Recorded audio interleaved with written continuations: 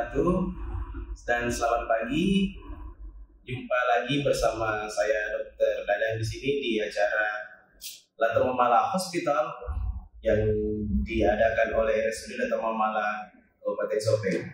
Hari ini saya bersama dengan seorang narasumber dalam rangka memperingati Hari Stroke Sedunia. Kita akan membahas nanti lebih dalam tentang apa itu stroke. Kita bersama dengan Dr. Nur Hikmah, spesialis neurologi. Mungkin bisa diperkenalkan dirinya dulu, Dok.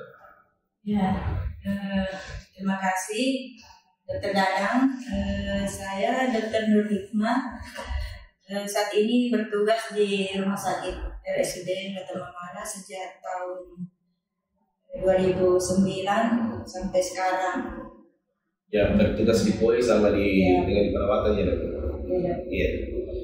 Kita untuk lebih efisien waktu ini kita akan tanya-tanya dulu beberapa tentang stroke. Jadi pertama-tama yang harus ditanyakan itu apa sebenarnya stroke itu, Dok? Mungkin banyak masyarakat kita yang belum paham sebenarnya apa itu stroke.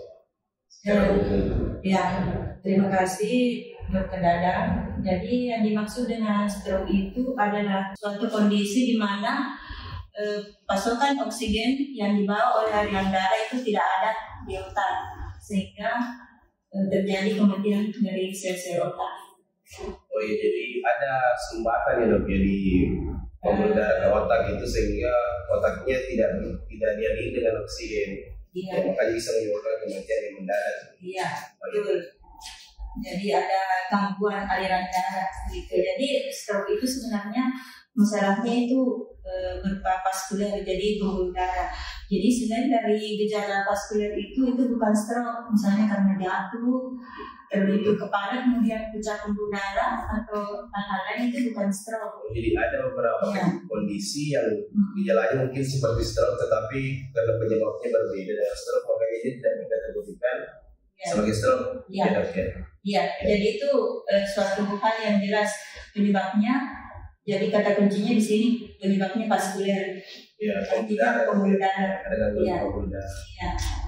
Ya, kan kita tahu mungkin masyarakat juga sering bertanya-tanya kan ada beberapa stroke itu macam-macam gejalanya. Jadi sebenarnya stroke itu sebenarnya ada berapa jenis sebenarnya sih, Dok? Kalau menurut dari pandangan neurologis. Jadi sebenarnya itu, Dok, stroke itu sebenarnya itu secara garis besar ada dua. Iya. Jadi stroke penyumbatan dan stroke perdarahan. Jadi stroke penyumbatan itu di mana terjadi sumbatan secara tiba-tiba itu pada pembuluh darah otak yang menyebabkan itu suplai darah yang membawa oksigen ke otak itu tidak ada. Jadi itu menyebabkan kematian sel-sel otak. Kemudian yang kedua adalah stroke perdarahan di mana terjadi suatu kondisi pecah pembuluh darah di otak sehingga aliran darah ke otak terhenti. Oh ya, makanya jadi terjadi tidak sadar pasien itu biasanya tidak sadar secara tiba-tiba. Jadi itu semua kondisi di mana stroke itu terjadi itu semua biasanya pasien mengalami kesadaran menurun. Jadi yang membedakan secara jelas stroke itu dia penyumbatan atau perdarahan dari gejala apanya, Dok? Yang membedakan dia ini penyumbatan atau itu stroke perdarahan. Iya, pertama itu bisa kita tahu gejala klinis. Jadi paling sering itu karena gejala penyumbatan itu biasanya tidak ada kesadaran menurun. Iya. Kecuali kalau penyumbatannya luas. Tapi kalau stroke perdarahan itu biasanya pasien tidak sadar dan perdarahannya biasanya itu luas. Tapi itu belum bisa dipastikan. Iya. Iya, harus pemeriksaan lebih lanjut dengan CT scan ya. Makanya pasien stroke itu nanti harus penanganan di rumah sakit. Iya, betul. Jangan dibawa ke orang pintar. Orang stroke. Iya. Ya. Sebenarnya, Dok, stroke itu kan kita lihat kan dulu kita dengar ada orang tua, ya kebanyakan orang tua yang kena sekarang itu usia muda juga boleh kena. Jadi sebenarnya faktor risikonya stroke itu apa saja, Dok, yang menjadikan orang berisiko risiko besar untuk kena stroke? Jadi sebenarnya itu yang risiko terkena stroke itu sebenarnya untuk zaman sekarang itu banyak ya, tapi faktor risiko itu sebenarnya ada dua, yang bisa dimodifikasi dan yang tidak bisa dimodifikasi. Artinya yang bisa dimodifikasi itu adalah yang masih bisa kita pengaruhi, yang bisa kita ubah. Semacam lifestyle ya, lifestyle misalnya peningkatan tekanan darah itu kan masih bisa kita upayakan untuk menurunkan tekanan darah, obesitas, kegemukan, gula darah yang tinggi, gangguan ginjal, merokok, dislipidemia, minuman alkohol, itu masih bisa diubah. Ya, kurangnya aktivitas fisik, ya masih bisa diubah itu. Kemudian yang tidak bisa dimodifikasi itu seperti umur. Biasanya kan itu lebih dari 55 tahun ya. Menjelang pensiun. Kemudian biasanya lebih banyak pada laki-laki. Ya, lebih banyak pada laki-laki. Ya, sekarang ini juga berpengaruh ya. Ya. Banyak pada laki-laki. Kemudian ras. Ya, jadi data yang didapat lebih banyak pada ras berkulit hitam, kulit berwarna. Dan faktor genetik. Oh, genetik ya, genetik juga berpengaruh.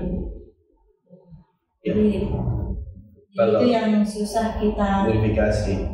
Jadi jelas ya, ada dibuat, ada yang bisa kita modifikasi, ada yang tidak. Jadi inilah mungkin yang kita harus edukasi kepada masyarakat yang bisa dimodifikasi ini. Ya, untuk memperbaiki yang olahraga, makan makanan mungkin yang rendah kolesterol atau yang tidak memicu peningkatan tekanan darah. Ya, mungkin kontrol tekanan darah mungkin rutin kan semua bisa diakses sekarang di puskesmas. Yang bisa tensi dan. Ya, betul. Kita tadi membahas tentang ras, umur, tapi sebenarnya seberapa banyak jumlah stroke mungkin yang ada di Indonesia? Atau mungkin dokter punya data tentang seberapa besar jumlah stroke yang ada di sekarang di Indonesia ini? Jadi secara keseluruhan itu stroke sebenarnya itu dari data secara keseluruhan itu angkanya itu sangat tinggi. Jadi dari WHO itu didapatkan bahwa angka stroke itu 12,2 juta itu per tahun. Itu dunia atau itu? Iya, di seluruh dunia. Dan secara kalau kita melihat bahwa kita hitung berdasarkan angka kejadiannya itu, stroke itu terjadi 1 detik itu terjadi 3 kasus gitu. Kemudian luar biasa memang angka kejadian yang sangat tinggi. Kemudian itu memang menyebabkan disabilitas yang kecacatan yang tertinggi di seluruh dunia.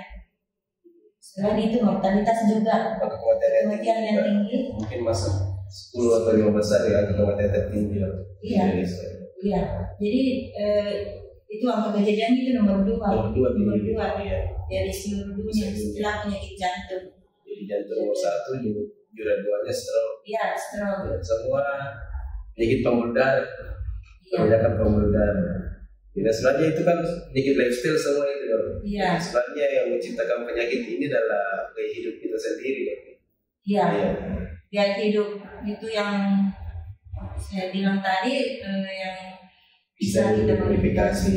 Sekarang ini lebih banyak mengarah ke sana lifestyle. Jadi sebenarnya sangat tinggi angka kejadian stroke itu. Kita pun mungkin di rumah sakit ini banyak sekali menerima pasien stroke yang begitu kan terus bertambah. Pasien terus bertambah pasien dari hari ke hari, mau itu serangan pertama maupun dia serangan 2 atau 3 kali. Sangat banyak jumlahnya. Kita pun di UGD juga hampir setiap hari menerima pasien-pasien dengan gejala stroke. Betul. Karena itu sebenarnya resiko yang bisa dimodifikasi tadi itu kan juga orang yang sudah terkena serangan juga itu harus memitigasi. iya resikonya sangat tinggi Jadi untuk serangan selanjutnya. Dan biasanya lebih parah kalau serangan iya biasanya iya. Ya mungkin bisa diulang lagi dok, diperjelas mungkin gejala-gejala stroke itu seperti apa supaya masyarakat ini mampu mendeteksi lebih cepat jika ada stroke mungkin di keluarga atau di sekitarnya. Ini bisa dijelaskan lebih detail lagi dok tentang gejalanya stroke itu seperti apa? Ya, gejala stroke itu sebenarnya banyak ya. Misalnya ada lemas berbadan, ya, kemudian wajah asimetris. Ya, jadi wajah asimetris, misalnya. Bisa tiru biasa orang dibilang lebih. Iya, mulut mencong, ya itu. Kemudian tadi ada lemas berbadan, bisa pusing, ada kebas. Rasa kebas. Ya, ada rasa kebas.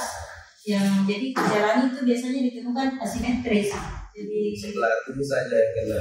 Ya, separuh badan. Jadi itu gejala-gejala stroke itu. Iya, bicara pelo. Ya, itu juga.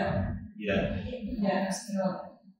Jadi apa yang harus dilakukan keluarga dok ketika menemukan gejala seperti itu di rumah? Apa yang pertama harus dilakukan oleh keluarga atau mungkin tetangga atau orang sekitar yang mendapatkan ada gejala seperti itu tiba-tiba muncul? Kira-kira apa yang harus dilakukan segera? Jadi kalau misalnya ada gejala stroke, pertama keluarga harus mengenali ya gejalanya. Jadi kalau diperkirakan ada gejala stroke itu muncul, maka segera kita telepon ambulans ya. Di sini ada PSC dong. Ya, PSC. Ya, PSC. Kemudian setelah ambulans datang harus secepatnya dibawa ke rumah sakit. Jadi respon timenya itu harus cepat ya. Kalau kita mengejar waktu. Iya, kita kejar waktu ini menyelamatkan saraf. Iya. Ya, jadi kalau bisa respon timenya itu cepat. Iya, 2 jam. Dan simpan di rumah. Iya. Jadi begitu sampai di rumah sakit langsung kita lakukan pemeriksaan secepatnya, kemudian dilakukan pemeriksaan laboratorium, kemudian kalau perlu CT scan kepala, kemudian dilakukan tindakan penanganan terapi dan kalau itu bisa 2 sampai 2,5 jam itu respon time-nya. Dicapai itu kemungkinan kedepannya lebih baik gitu, lebih besar ya. Semakin cepat semakin besar. Semakin cepat itu. Jadi diupayakan itu kurang dari 4,5 jam. Jadi jarak antara penanganan jarak antara kejadiannya dengan penanganan awal itu bisa sebisanya 4,5 jam supaya neuron itu bisa diselamatkan. Jadi pada masyarakat mungkin jika ada keluarganya yang baru kena tiba-tiba dia bicaranya pelo tidak jelas atau tidak simetris wajahnya, lemas paruh badan, tidak usah ditunggu-tunggu lagi. Karena kita mengejar waktu untuk menyelamatkan sarafnya, segera melakukan ambulans atau bawa ke rumah sakit terdekat. Iya betul. Jadi ada namanya golden period. Ya, itu yang dikejar. Iya, golden periodnya itu ya 4,5 jam. Tidak boleh lebih, karena kapan lebih maka saraf itu akan mati. Jadi sel-selnya akan mati dan susah lagi untuk kembali bersih lagi. Oh iya dok, mungkin sudah jelas ya dok. Mungkin ada sedikit ditambahkan dok tentang bagaimana pencegahannya stroke itu. Jadi sebelum kita kena, kita bisa cegah dulu. Ada tips-tips mungkin dok kepada masyarakat yang mendengar podcast ini untuk bagaimana pencegahan stroke-nya supaya jangan sampai terjadi kepada kita dan keluarga kita. Ya, jadi pencegahannya itu ya kita berhenti merokok, pola hidup sehat, kemudian rajin berolahraga, menghindari stres, asupan gizi yang bagus. Jadi itu tips untuk pencegahan stroke. Ya, jika mungkin kalau kurang jelas masalah pencegahannya, teman-teman di puskesmas itu sering ya Iya. dikasih penyuluhan tentang pencegahannya. Misalnya hipertensi kan menjadi faktor risiko berpengaruh. Iya. Cegah dulu hipertensinya dengan Betul. iya dengan gaya apa namanya mengubah gaya hidup. Iya, betul. Terutama sekarang kan untuk kondisi ini di mana makanan cepat saji Iya. itu semakin banyak, jadi lifestyle harus diubah. Iya. Iya. Pengaruh. Minimal kalau makanan kita tidak bisa cegah karena mungkin memang juga masakan tradisionalnya seperti kita di sini mungkin banyak yang ini agak tinggi gula, tinggi kolesterol, kita mungkin bisa imbangi juga dengan olahraga atau Iya. mengurangi porsi gitu. Iya, olahraga sangat diperlukan untuk membakar Iya, kalorinya. minimal tidak lupa kalorinya dok. Iya. Iya.